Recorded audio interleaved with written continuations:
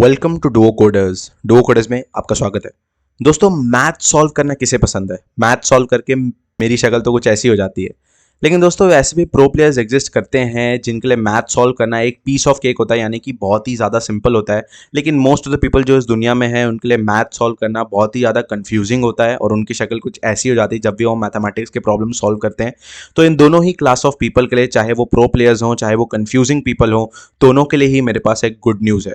और इस good news का नाम है Google Minerva. Google Minerva basically Google द्वारा किया गया एक रिसर्च प्रोजेक्ट है जो कि अभी रिसेंटली जुलाई 2022 में लॉन्च हुआ।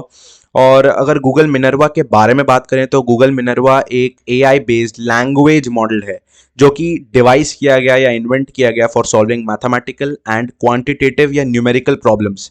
इन चीज़ों को सॉल्व करने के लिए इसे डिवाइस किया गया, या अगर मैं एकदम सिंपल टर्म्स में बात करूं तो गूगल मिनर्वा मैथ्स के प्रॉब्लम्स को सॉल्व करने के लिए इन्वेंट किया गया। और ये कितनी गजब लेवल की बात है कि एक एआई जो कि मैथ सॉल्व कर सकता है। तो टेक्निकल टर्म्स में अगर घुसे अपन तो गूगल मिनर्वा जो है वो पाम पे बेस्ड है। पाम जो है उसका फुल फॉर्म है पाथवेज लैंग्वेज मॉडल, और ये लैंग्वेज मॉडल भी गूगल द्वारा ही इन्वेंट किया गया था इन अप्रैल 2022, जो कि जस्ट 2 महीने पहले था। टेक्निकली 2 महीने पहले इन्वेंट किया गया था और उसके बाद गूगल मिनर्वा को लॉन्च किया गया। पाम के बारे में अगर बात करें तो पाम जो है उसके एप्लीकेशंस हैं generating code from text, jokes explain करना या कॉमन सेंस रीजनिंग। यानी कि कुल मिला के अगर ओवरव्यू बात करें तो पाम जो है वो पूरा नेचुरल लैंग्वेज बेस्ड मॉडल है, यानी कि टेक्सुअल डेटा पे खेलने के लिए इस पर्टिकुलर मॉडल को बनाया गया था। फिर आप पूछेंगे कि गूगल मिनर्वा जो कि मैथ सॉल्व कर सकता है उसका इस टेक्सुअल मॉडल से क्या लेना देना, टेक्सुअल मॉडल को क्यों यूज किया गया इसके बैकएंड पे। तो पॉइंट ये है कि पाम जो है वो ऑलरेडी बहुत बड़े डेटा पे प्री ट्रेन्ड है, यानी कि बहुत बहुत ज्यादा बड़े डेटा पे ऑलरेडी इसको प्री ट्रेन किया गया था और इसीलिए पाम को यूज करना यहां पे फीजिबल था।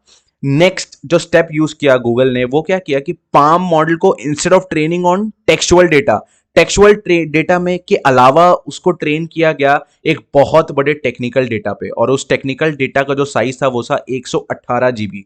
डिफरेंट साइंटिफिक पेपर्स और डिफरेंट वेब पेजेस को स्क्रैप करके, यानी कि पूरा छाट के एक बहुत बड़ा टेक्निकल डेटा क्रिएट किया गया और इस टेक्निकल डेटा पे पाम को ट्रेन कर दिया गया पूरा, और तब जाके बना गूगल मिनर्वा जो कि अराउंड 50.3% एक्यूरेसी देता था ऑन सॉल्विंग मैथमेटिक्स, जो कि बहुत खतरनाक एक्यूरेसी है। आपको लग रहा होगा कि भाई 50% एक्यूरेसी क्या ही है, लेकिन मैथ सॉल्व करने के परस्पेक्टिव से एक एआई जो कि मैथमेटिक्स के प्रॉब्लम्स को सॉल्व कर सकता है, उस हिसाब से 50.3% एक्यूरेसी बहुत ही हाई एक्यूरेसी है। नेक्स्ट में यहाँ पे आप जो फोटोग्राफ देख रहे हैं ये मैंने एक मिनर्वा के रिसर्च पेपर से ही उठाया है। और यहाँ पे अपन देख सकते हैं इस पर्टिकुलर पिक्चर में जो लेफ्ट, ये जो बेसिकली दोनों ये स्टैटिस्टिकल बार ग्राफ्स हैं।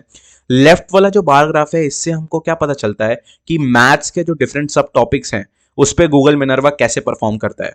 यानी कि अपन देख सकते हैं कि intermediate algebra, number theory, pre calculus, probability, geometry, algebra, इन सब टॉपिक्स। सबसे पहले पॉइंट तो ये है कि इन सभी डोमेन्स के जो पर्टिकुलर क्वेश्चंस हैं उसको सॉल्व करने की कैपेबिलिटी रखता है मिनर्वा।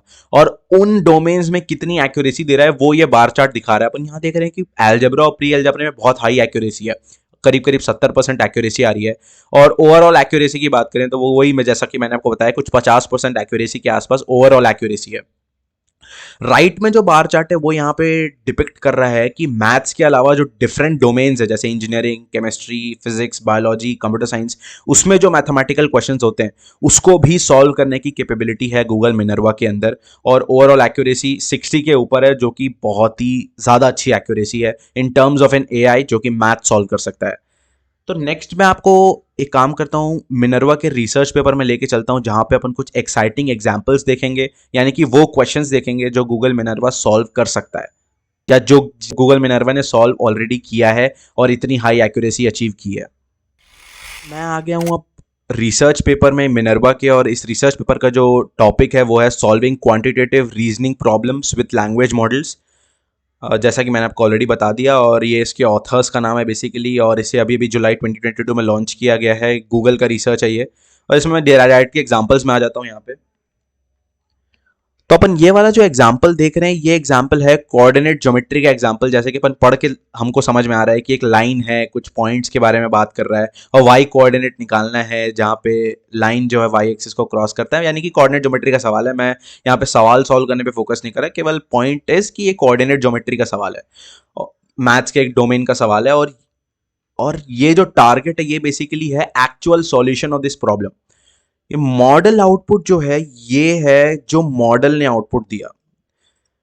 तो अपन यहां पे सबसे पहला सबसे इंपॉर्टेंट पॉइंट तो ये है कि मॉडल केवल हमको एक आंसर एज आउटपुट नहीं देता बल्कि स्टेप्स भी करके दिखाता है कि कैसे कैसे अप्रोच करना है क्वेश्चन को।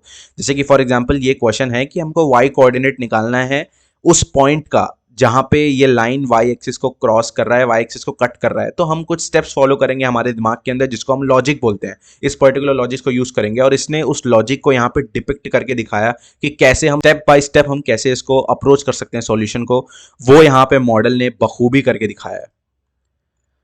नेक्स्ट और एग्जाम्पल की तरफ बढ़ते हैं। यहाँ पे अपन ये वाला जो एग्जाम्पल अपन देख रहे हैं ये कुछ बेस्ड ऑन स्टैटिस्टिक्स, कुछ वेरिएंस का सवाल है। मैं ऑब्वियसली सवाल को सॉल्व करने पे फोकस नहीं कर रहा और ये हम डेफिनेटली कर सकते हैं, लेकिन पॉइंट इसकी मॉडल ने स्टैटिस्टिक्स पे बेस्ड सवाल भी मतलब गजब लेवल पे सॉल्व किया, उसको भी सॉल्व करके इसने दे दिया। राइट साइड में जो है ये यहाँ पे इन्होंने इसलिए डिपिक्ट किया ये दिखाने के लिए कि केवल न्यूमेरिक प्रॉब्लम्स ही नहीं बल्कि वेरिएबल बेस्ड प्रॉब्लम्स भी मिनर्वा सॉल्व कर सकता है। यहाँ पे अपन देख रहे हैं कि for every A and B prove this inequality, ये सवाल है और इसमें कोई भी नंबर का खेल नहीं है, लेकिन फिर भी मिनर्वा ने इसे वेरिएबल लेके ही सॉल्व किया है और इनइक्वालिटी प्रूव कर दिया कि हाँ ये इनइक्वालिटी क्यों ट्रू होल्ड करता है, वो इसने प्रूव कर दिया। तो ये भाई ये तो गजब लेवल की बात हो गई। और ये तो हो गया चलो मैथ्स के प्रॉब्लम्स। नेक्स्ट मैं आपको लेके चलता हूँ फिजिक्स के प्रॉब्लम्स पे। यहाँ पे अपन देख रहे हैं कि ये जो क्वेश्चन है ये कुछ बेस्ड है ऑन सॉलिड डिस्क और कुछ रोटेशनल काइनेटिक एनर्जी का सवाल है और कंप्लीटली फिजिक्स का प्रॉब्लम है। उसको भी सॉल्व कर दिया मिनर्वा ने बखूबी और आंसर बता दिया फाइनल। सिमिलरली ये भी फिजिक्स का सवाल है, कुछ एसएचएम या किसी चीज़ का सवाल है, लेकिन इसको भी मतलब क्या ही बताऊं मैं, मिनर्वा ने सॉल्व कर दिया।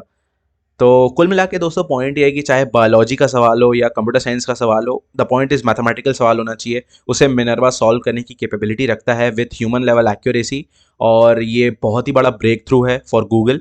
अगर ये वीडियो आपको इन्फॉर्मेटिव लगा तो वीडियो को लाइक कीजिए, कमेंट कीजिए और डेफिनेटली जितने भी इंप्रूवमेंट्स आपको चाहिए वीडियो में वो डेफिनेटली आप कमेंट करके बता सकते हैं। और जिन टॉपिक्स पे आपको वीडियो चाहिए आने वाले समय पे उसको भी आप कमेंट करके बता सकते हैं, मैं उस पर वीडियो बनाने की डेफिनेटली कोशिश करूंगा। और ऐसे ही वीडियोस के लिए चैनल को सब्सक्राइब कीजिए। Thank you so much guys for watching this video and I will see you next time.